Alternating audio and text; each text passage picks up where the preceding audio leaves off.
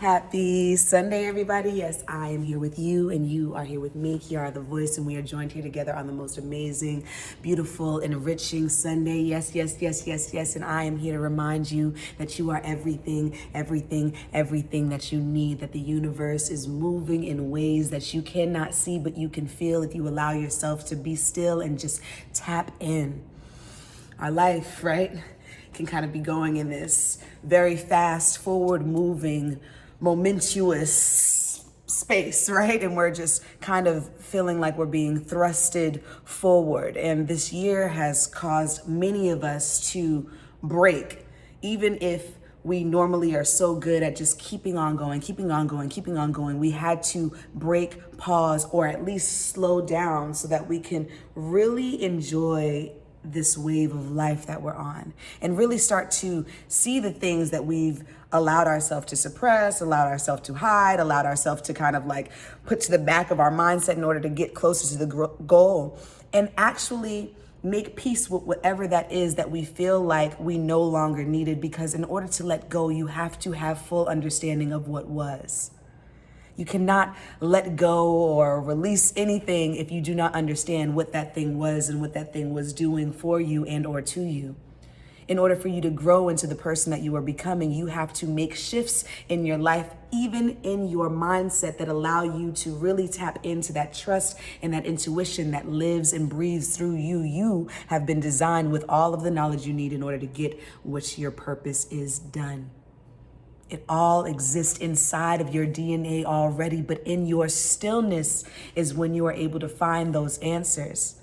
When you are continuously moving in this perpetuous motion of forward action of, oh, I gotta get it, oh, I gotta get it, oh, I gotta get it. You are missing things, you are missing realizations that happen within the stillness. Even in your stillness, there is major, super cosmic growth happening on all levels. And I am becoming aware this year, during this season, during cuffing season, during the end of our fiscal year in America, and really just feeling not anxious, but I always get this sense of like, damn, did I do enough? Right? Like as if there's gonna be some teacher at the end of the year giving me a report card as to how well I've done throughout the year. But really that teacher is me.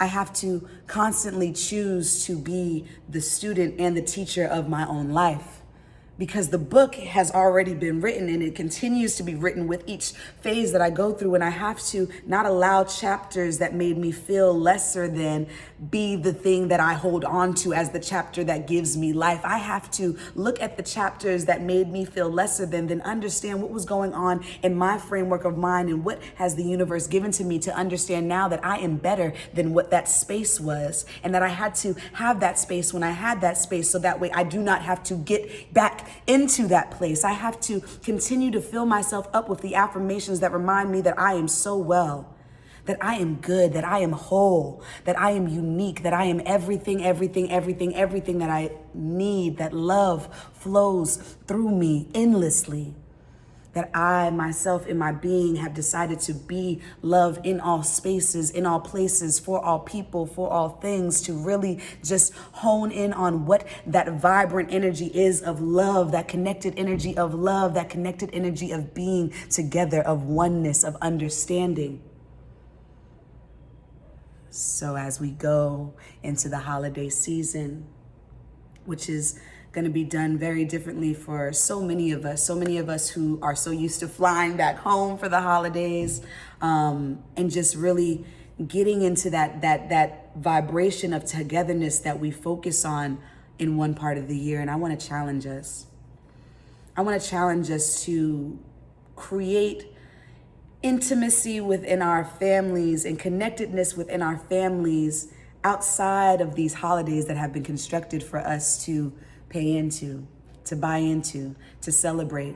Even if we understand that this first holiday that is coming up is a day that we should not look at in our culture as a mark in history that is great, that is grand, but really as the beginning of where we saw this country turn its moral standards, and where we realized that we we're not creating an America based on humility and humanity, but we were creating a space based on pressure, control, containment, confinement, power.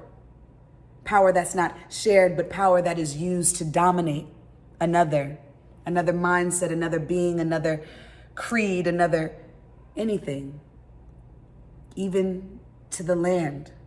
And we still do it now.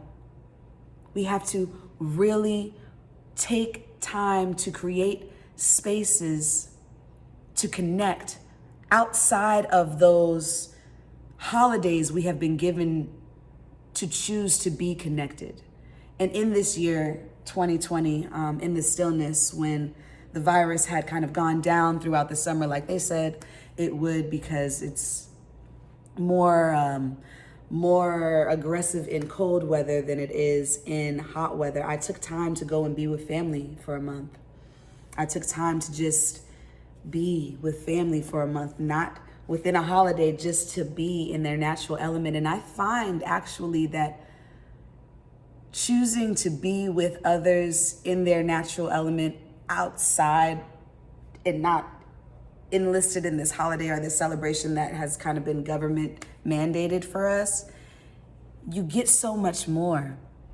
There's so much more real, true grit, love, just energy that's happening, because their mind isn't concerned with making how you felt as a child be the same thing. Christmas, I'm 29. Christmas is not the same, because so much of us have grown. We are adults, and we have mindsets, and we have personalities, and everyone who used to do the things is getting older. So that means new people need to take their responsibilities to do the things, and we're figuring out what that looks like now. So I'm just reminding you, and I'm reminding myself, to take time to be still, as the end of the year can feel like a big push and so much momentum and just like, get it done, get it done, get it done, get it done. Be still. Take out a pen and paper.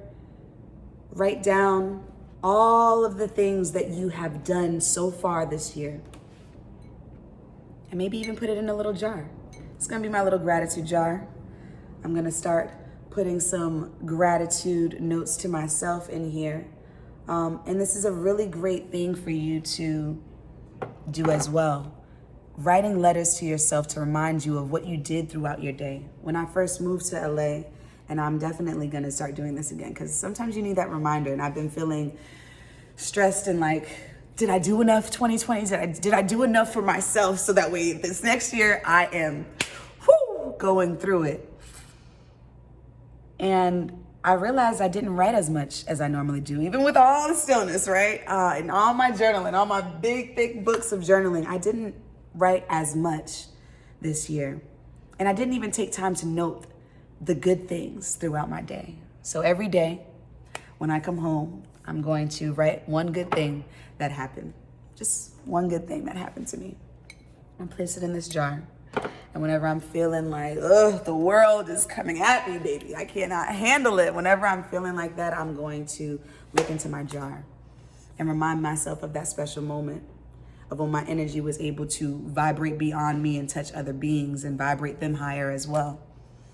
And so I am calling on you to take a moment to be still, to take a moment to breathe. Let's breathe together. Take one deep breath in.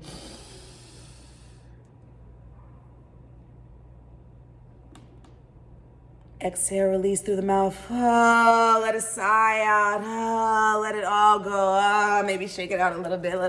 Let's do two more. Breathing in through the nose.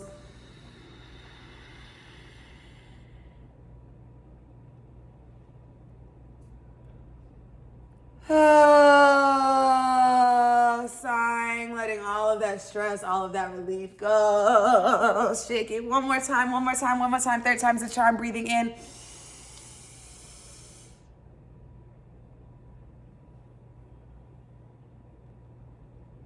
Exhale, release. Oh,